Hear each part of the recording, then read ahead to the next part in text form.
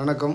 Flakes media Madurai அமைச்சர் பழனிவேல் தியாகராஜன் அவர்களின் தீவிர ஆதரவாளர், தீவிர பக்தர், மதுரை மேயர் பொன் வசந்த் அவருடைய கணவர், மதுரை மாநகர 57வது வார்டு சேர்ந்தவர் பொன் வசந்த் என்பவர் அதிரடியாக திமுகவில் இருந்து தற்காலிகமாக நீக்கப்பட்டுள்ளார். இந்த மதுரை மாநகராட்சியில் இவர் தலையிடுறதாக தலைமை வரையும் சென்று இருக்கு புகார். அந்த அடிப்படையில் இவர் மேலே ஒழுங்கு நடவடிக்கை எடுத்திருக்காங்க.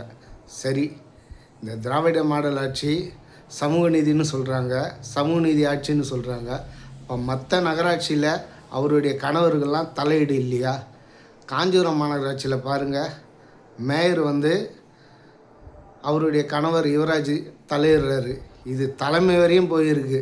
உதயநிதி ஸ்டாலின் வரையும் இந்த புகார் கவுன்சிலர்கள் நேரடியாகவே இவர் மேலே புகாரை கொடுத்து இவரை மாற்றணும், இந்த மேயரை மாற்றணும்னு சொல்லி புகார் போயிருக்கு தலைமை வரையும். அப்போ மதுரை மாநகராட்சி மேயர் கணவருக்கு ஒரு நீதி, காஞ்சிபுரம் மாநகராட்சி மேயர் கணவருக்கு ஒரு நீதியா? இதுதான் திராவிட மாடல் ஆட்சியா?